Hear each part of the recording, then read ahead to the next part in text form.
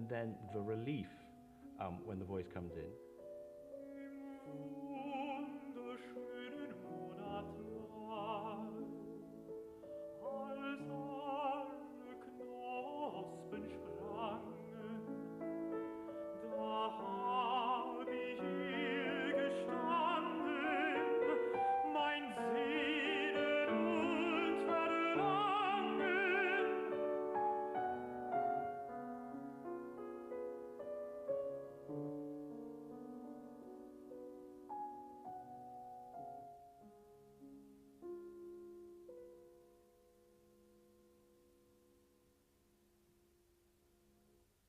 Aus meinen Tränen sprießen viel blühende Blumen hervor,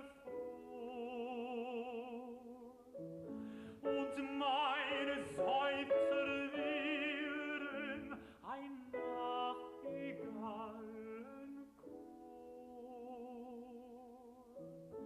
Und wenn du mich lieb hast, Kindchen, schenk ich dir die Blumen an, und vor deinem Fenster soll klingen das Lied der Nachtigall.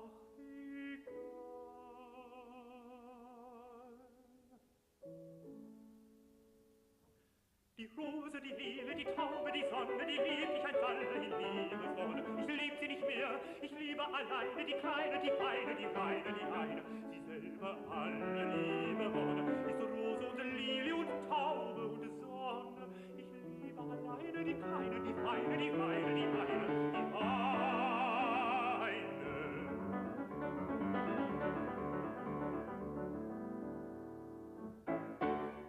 Culturally, what was happening in the 19th century is that the German song was incredibly, that Schubert and Schumann had invented, and that was taken up by Brahms and Wolf and other composers even into the early 20th century. That was an incredibly dominant form. It was tied up with German nationalism about the language, because this was music plus words. It got to the stage where I think in around 1910 in Berlin there were 20 song recitals a week, which is a staggering thought. Now, Janacek was living his early life in Czech lands which were under the jurisdiction of the Austro-Hungarian Empire, so he was living, as it were, under German rule. And part of his success in the latter years of the First World War came about because he was seen as a great Czech nationalist figure, the great composer, the voice of Czechoslovakia.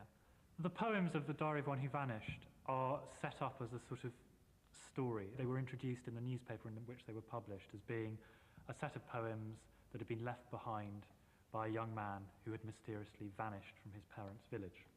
What's happening is a young peasant lad is working in the fields, and he notices this rather distracting gypsy out of the corner of his eye as he's ploughing.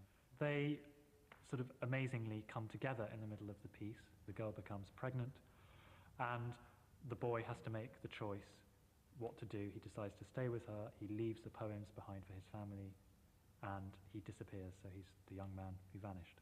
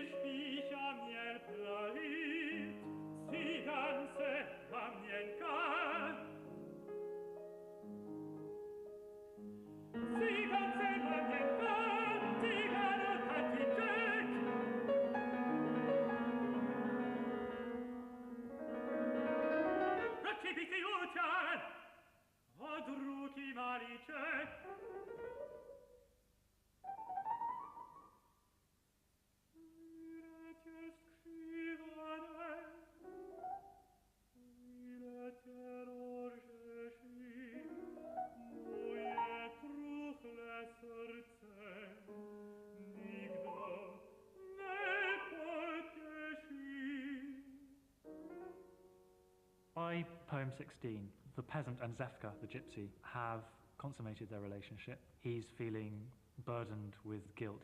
Also, one of the songs is about fate, and it's about who can escape his fate. And that's really, in a sense, what this cycle is about, far more than it is about sexual awakening. It's about being able to escape your fate, being able to escape from the inevitable and make your own choices and your own decision. And Janacek in these songs represents that by a very particular motif, musical motif that comes out of the word neuteče, which means never escape. And it's taken up in the piano, so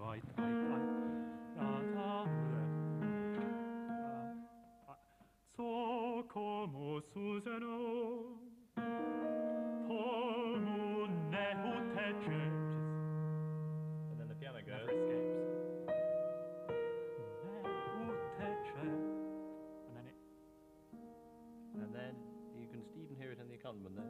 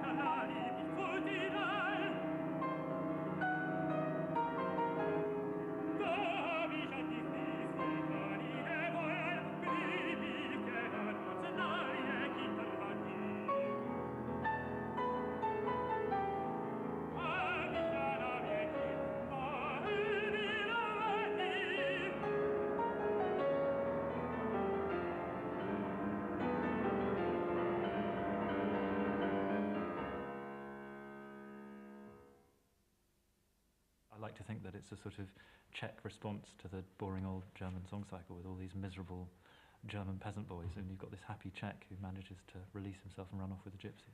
Was it difficult singing in Czech? I've only actually sung the piece in Czech recently. I was very used to singing it in English. There's a wonderful singability about Janacek's setting of the Czech language. And English is a difficult language, I think, whereas Czech has got these nice, hard palatal consonants which are great for singing. And you find that a real difficulty singing in English, though? No, I think it's a difficult language to set successfully. I think one of the great things about Benjamin Britten as a composer, and particularly as a song composer and an opera composer, is his uncanny ability to make sung English sound like real English.